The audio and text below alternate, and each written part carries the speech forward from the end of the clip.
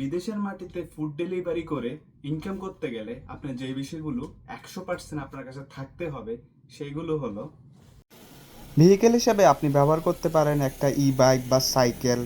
আবার অনেকেই গাড়ি দিয়ে ফুড ডেলিভারি করে, আবার অনেকেই স্কুটার দিয়ে ডেলিভারি করে থাকে। তবে বেশিরভাগ মানুষই এরকম টাইপের স্কুটিতেই ফুড ডেলিভারি করে। তবে আমি যখন ফুড ডেলিভারি করি তখন আমি ব্যবহার করি এরকম একটা সাইকেল বা ই বাইক, যেটা আমি আপনাদেরকে দেখাবো সেখানে কি কি প্রয়োজনীয় জিনিস। এর নাম হচ্ছে অ্যারোটাইন বাইক। এটি ব্যাটারি চালিত সাইকেল। এটি শীত, বর্ষা, উঁচু নিচু সব জায়গায় এটি চলতে পারে, খুব স্মুথলি চলে। তো এগুলো একটি নতুন কিনতে গেলে প্রায় আপনার বাংলাদেশি টাকায় 1.5 লাখ টাকার মতো পড়বে। ব্যাটারি ট্যাটারি সহ সব মিলাই আপনার লাইক 2 লাখ টাকার উপরে যাবে। তো আপনি যখন রাস্তায় সাইকেল চালাবেন বা বাইক ব্যবহার করবেন, তার মধ্যে কয়েকটা জিনিস ফুড ডেলিভারির সময় আপনার অবশ্যই সাইকেলের সাথে নিতে হবে যদি আপনি ফুড ডেলিভারি করতে চান। শীত, বর্ষা, গরম যাই বলুন না কেন, এরকম একটি গ্লাভস আপনার সব সময় ব্যবহার করতে হবে। কারণ যখন বরফ পড়ে বা ঠান্ডা বৃষ্টি পড়ে বা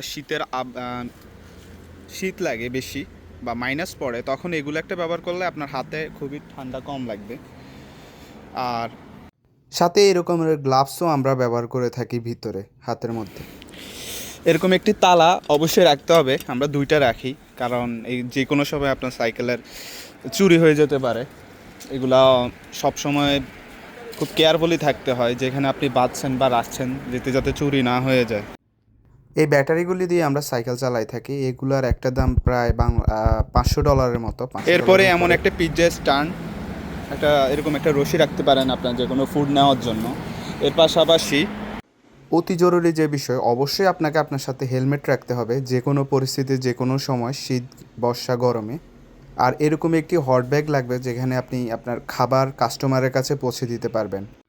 এগুলো তো গেল কিছু উপকরণ। এছাড়াও আপনার একটি ভালো মানের জুতা রাখতে পারে শীতের জন্য, যে জুতাগুলো পরে থাকি বুট টাইপের।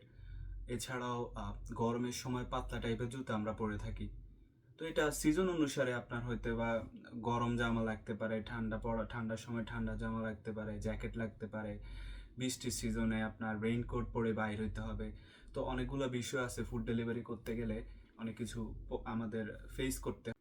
এছাড়াও যদি আপনি কাস্টমারের সাথে ভালো ব্যবহার করতে চান, তাড়াতাড়ি ফুড দিয়ে আসতে চান, তাহলে আপনাকে অবশ্যই সাইকেল বলেন আর যে ভেহিকেলই বলেন, এগুলো খুব তাড়াতাড়ি চালাতে হবে। এজন্য সাইকেল বা গাড়িতে প্রতি সপ্তাহে কাজ করাতে হয়, বিভিন্ন রকমের সমস্যা হয়, চাকায় সমস্যা হয়, ব্রেকে সমস্যা হয়।